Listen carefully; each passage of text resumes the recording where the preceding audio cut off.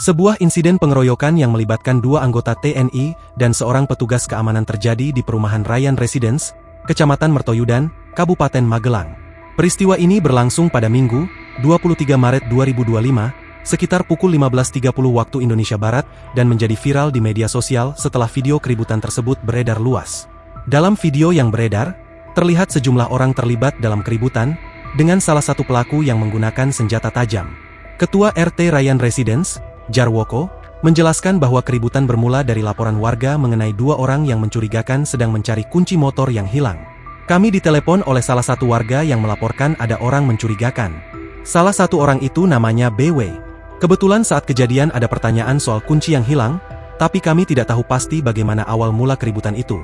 Ungkap Jarwoko, Senin, 24 Maret 2025. Dari insiden tersebut, 3 orang mengalami luka-luka, termasuk 2 anggota TNI aktif dari Akademi Militer Magelang, Budiono, 55, Hoiri, 38, dan seorang sekuriti bernama Ramadan, 25.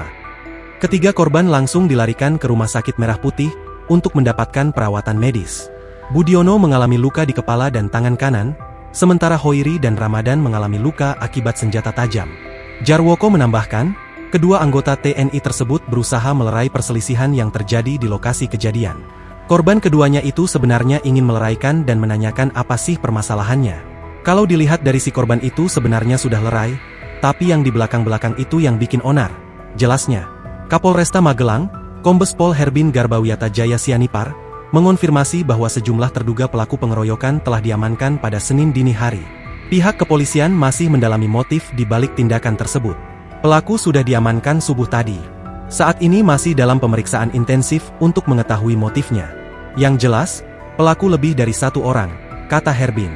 Download Tribun X sekarang, menghadirkan lokal menjadi Indonesia.